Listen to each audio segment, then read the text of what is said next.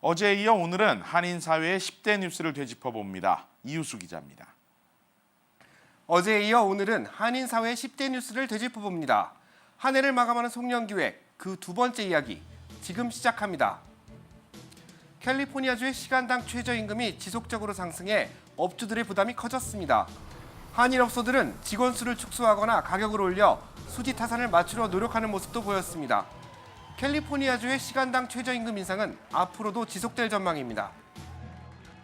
지난 3월 LA 한인타운 올림픽과 벌몬 교차점의 한 상가에서 한인 남성 양재원 씨가 한인 여성을 망치로 가격해 경찰에 체포됐습니다. 현재 교도소에서 복역 중인 양 씨는 비자 면제 프로그램을 통해 입국했으며 묻지마 증오 범죄를 일으킨 것으로 나타났습니다.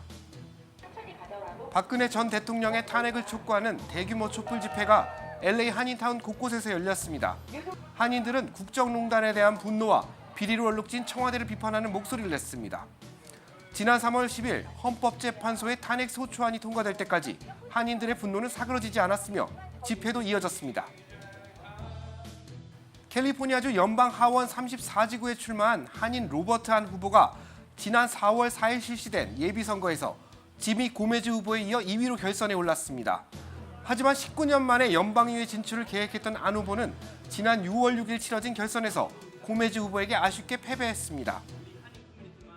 지난 7월 LA 한인타운 한 아파트에서 신혼부부 살인 사건이 발생해 한인 사회에 큰 충격을 줬습니다.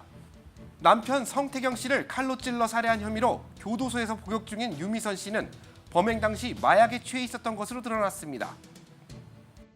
LA 한인축제재단 이사회가 지미리 회장을 제명하는 사건이 발생했습니다.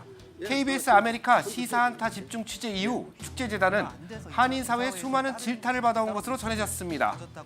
재단은 최근 진행된 임시이사회에서 지미리 회장의 제명을 취소하고 연임안을 통과시켰습니다. LA 다저스가 메이저리그 월드시리즈에 진출했으나 아쉽게 패배했습니다. LA 다저스의 월드시리즈 진출로 한인 사회는 7차전 경기가 열릴 때까지 응원 열기에 휩싸였습니다. 이로 인해 LA 한인타운 요식업소들은 반짝 특수를 누리기도 했습니다. LA 경찰국의 도미닉 최 루테넌트가 커맨더로 승진해 한인들의 위상을 높이 세웠습니다. 최 커맨더는 LA 경찰국 역사상 두 번째 한인 커맨더로 기록됐습니다. 최 커맨더는 LA 경찰국 서열 0.3% 안에 드는 최고위직 간부로서 앞으로 한인 사회와 교류를 더욱 확대시킬 것이라고 다짐했습니다. 한인 사회를 들끓게 했던 한미동포재단 사태가 내분 3년 9개월 만에 일단락되고 정상을 되찾았습니다. 한인회관의 공정한 관리를 위해 만들어진 한인동포재단은 앞으로 새 정관을 만들어 이 같은 분쟁을 재발시키지 않겠다는 다짐입니다. LA 총영사관 이기철 총영사가 퇴임하고 김환중 신임 총영사가 부임했습니다.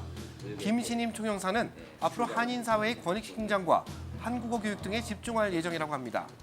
전임 이기철 총영사는 임기 동안 재외국민 보호에 앞장서고 총영사관 아이디 발급 등 많은 업적을 남겼습니다. 한 해 동안 KBS 아메리카 8시 뉴스를 시청해주신 여러분께 깊은 감사를 드립니다. 저희는 내년에도 한인 사회 주요 이슈를 신속히 전하기 위해 최선을 다하겠습니다. 고맙습니다.